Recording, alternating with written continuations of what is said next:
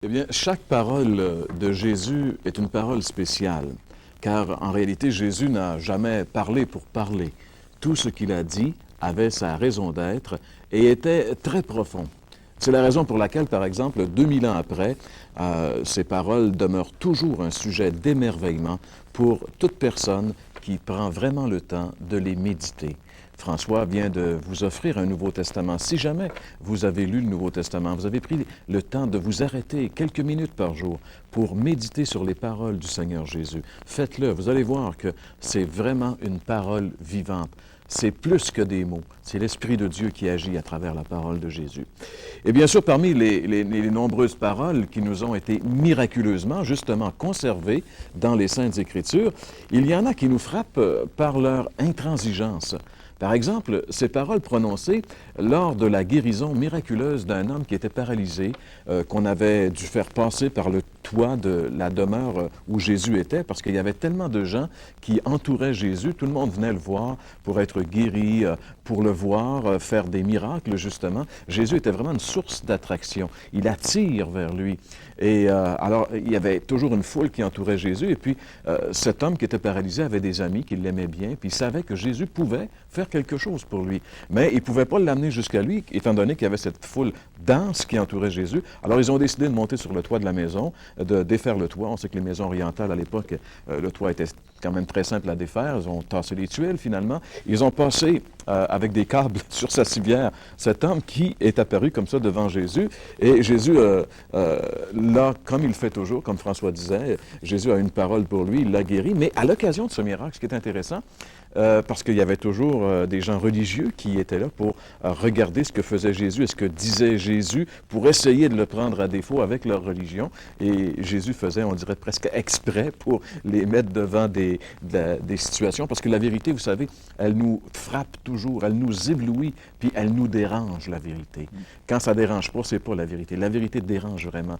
Et ces gens religieux étaient très dérangés par les paroles que Jésus prononçait. Justement, à l'occasion de ce miracle, Jésus a prononcé cette parole qu'on peut lire ensemble dans l'Évangile selon Marc, au chapitre 2, les versets 9 et 11. Et ce sont des paroles qui sont là assez intransigeantes. Jésus dit, « Lequel est le plus facile ou le plus aisé de dire au paralytique, « Tes péchés te sont pardonnés » ou de dire, « Lève-toi, prends ton lit et marche. » Car afin que vous sachiez que le Fils de l'homme a sur la terre le pouvoir de pardonner les péchés, je te l'ordonne, dit-il au paralytique, lève-toi, prends ton lit et va dans ta maison.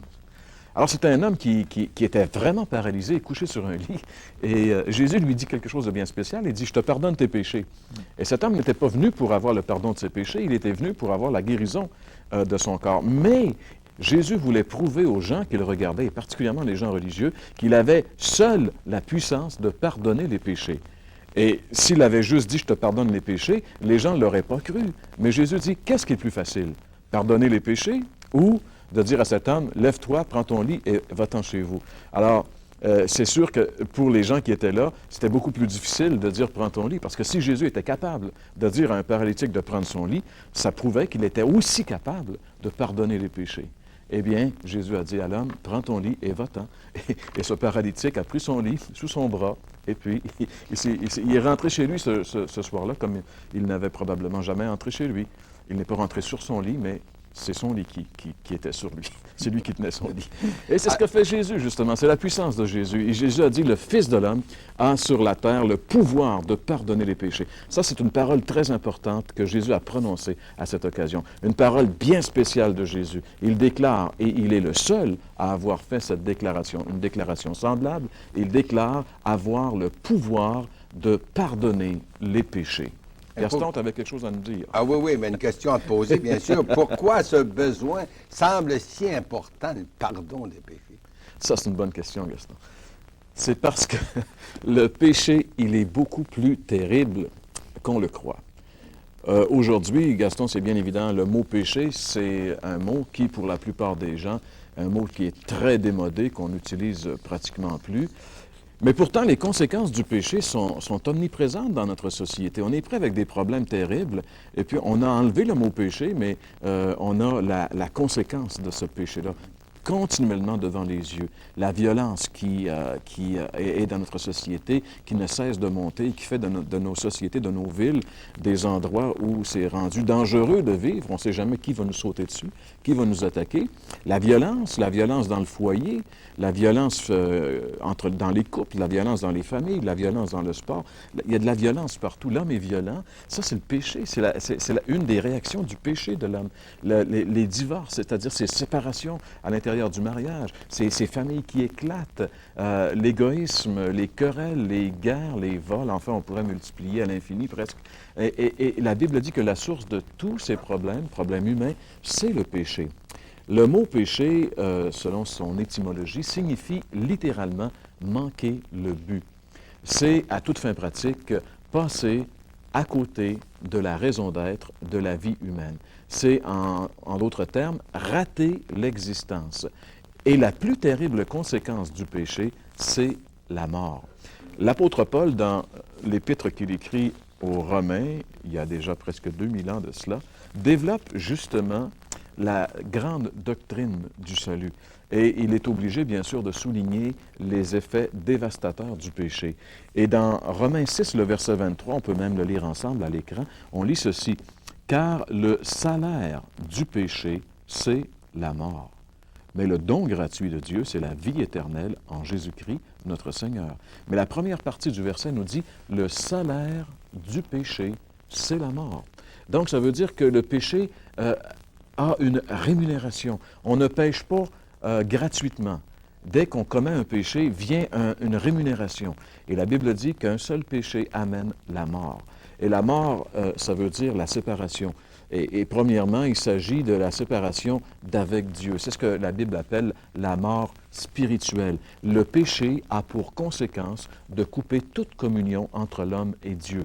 Dans le livre d'Ésaïe, le prophète de l'Ancienne Alliance, justement, c'est clairement illustré dans cette parole du chapitre 59 d'Ésaïe et le verset 2, où il est dit « Mais ce sont vos crimes qui mettent une séparation entre vous et votre Dieu, ce sont vos péchés qui vous cachent sa face et l'empêchent de vous écouter. » Le prophète Ésaïe dit ici, ce sont vos péchés qui vous cachent la face de Dieu. Le péché vient mettre une séparation terrible où il n'y a plus de communication entre Dieu et l'homme. L'homme est privé de communication avec Dieu. Il y a bien sûr, ça c'est la mort spirituelle, mais il y a aussi la mort physique, c'est-à-dire la séparation du corps de l'âme et de l'esprit. C'est la mort qui est pour nous la plus familière. On a tous, un jour ou l'autre, été confrontés à la mort physique en perdant soit un parent, soit un ami. On a tous un jour été obligés de réfléchir sur le fait que cette personne qu'on aimait, qu'on connaissait, eh bien, on n'aura plus jamais de relation avec cette personne. Il y a une coupure définitive, il y a une séparation. Ça, c'est la mort. Mais la Bible parle aussi d'une autre mort. Et ça, c'est la plus terrible de toutes les morts. La Bible appelle la seconde mort ou la deuxième mort. Les gens qui sont déjà morts physiquement, sans avoir reçu le Christ, vont mourir une seconde fois. C'est pas assez de mourir une fois, on meurt deux fois, parce que la mort n'est pas la fin de l'existence. Quand on meurt, on continue d'exister après. Notre corps cesse, bien sûr, de fonctionner, mais ce que nous sommes vraiment à l'intérieur, notre âme, notre esprit, continue de vivre. Et si on n'est pas sauvé, si on n'est pas né de nouveau par la foi au Seigneur Jésus-Christ, nous allons exister dans le malheur éternel. Et ça, c'est terrible. C'est ça l'enfer, mes amis. Et c'est ça la seconde mort. L'Apocalypse au chapitre 20, les versets 14 et 15, justement, nous parle de cette réalité qui devrait nous faire trembler, parce qu'en réalité, qu'on le veuille ou non, c'est ce qui vient pour tous ceux qui n'ont pas vraiment cru en Christ. En Apocalypse 20, les versets 14 et 15, nous lisons « Puis la mort et le séjour des morts furent jetés dans l'étang de feu. C'est la seconde mort, l'étang de feu. Quiconque ne fut pas trouvé écrit dans le livre de vie fut jeté dans l'étang de feu. » C'est quand même terrible les mots que l'apôtre Jean emploie pour décrire cet endroit. Un étang de feu, c'est-à-dire un endroit où c'est décrit comme étant terrible la souffrance elle est illustrée par le feu. Et on sait qu'une des choses les plus souffrantes dans le monde, c'est bien de brûler en réalité. C'est pour dire que c'est terrible en réalité si on ne prend pas au sérieux le fait que nos péchés doivent être pardonnés. C'est pour ça que le pardon de nos péchés, il est tellement important et il est tellement urgent. Mais Jean-Pierre, il y a quand même des gens qui sont quand même très bien. Ça voudrait-tu dire que tout le monde a besoin du pardon de Dieu? Et oui, Gaston, ça c'est une autre bonne question. Tu as toujours des bonnes questions, Gaston. Tous les êtres humains, sans exception, ont besoin du pardon de Dieu. Pourquoi? Parce que la Bible le dit clairement. Alors, l'apôtre Paul, dans l'Épître aux Romains, on a vu tantôt un verset, on peut en voir un autre, Romains chapitre 3 et le verset 23, où l'apôtre Paul rappelle, et je pense que c'est un verset qu'on cite régulièrement à l'émission L'heure de la bonne nouvelle, « Tous ont péché et sont privés de la gloire de Dieu ». La Bible ici, elle est formelle, elle est claire, elle est sans aucune espèce d'ambiguïté. Tous ont péché et en conséquence, tous sont donc privés de la présence glorieuse de Dieu. Jean-Pierre, est-ce que c'est vrai aussi pour des personnes qui sont très religieuses, des personnes qui vont, par exemple, à la confesse régulièrement, des personnes qui, qui font leur possible, puis moi, j'en connais de ces gens qui ils font des pieds puis des mains, littéralement, pour avoir cette paix, ce pardon. Oui, c'est vrai, ce qu'on appelle les bonnes personnes, les personnes morales, etc. Mais ça, c'est une chose qui est très surprenante pour tous ceux qui ont un arrière-plan religieux assez ferme, assez imposant. C'est le fait de réaliser que la Bible révèle clairement que ni les bonnes œuvres religieuses, ni la religion elle-même, ni la bonne volonté, ni les bonnes intentions ne peuvent procurer le pardon des péchés. Et c'est là ce qui est beaucoup plus profond et qui nous démontre que le péché est beaucoup plus profond qu'on le pense et surtout beaucoup plus profond que le vernis superficiel de toutes les religions et de toutes les œuvres religieuses. Parce que la Bible va au cœur de l'homme. La Bible révèle l'état réel de tous les hommes et c'est pas tellement reluisant. Si on demeure dans le chapitre 3 de l'Épître de Paul aux Romains, on va lire ensemble chapitre 3, les versets 10 à 12, où justement ici, on a un portrait de ce qu'est l'état de l'homme face à Dieu. Il dit, selon qu'il est écrit, « Il n'y a point de juste, pas même un seul. » Alors, tu vois, François, même les gens religieux, même les gens moraux, ils ne sont pas justes. Ils font des œuvres religieuses, mais la Bible dit, il n'y a point de juste, pas même un seul. Nul n'est intelligent. Nul ne cherche Dieu. Donc, personne ne cherche Dieu. Tous sont égarés. Tous sont pervertis. Il n'en est aucun qui fasse le bien, pas même un seul. Je pense que le Saint-Esprit ne pouvait pas employer plus de mots pour nous dire, écoutez bien, il n'y en a pas. Il n'y en a pas. Si vous croyez que vous êtes correct, la Bible vient de vous dire, non, vous n'êtes pas correct, parce qu'il n'y en a pas.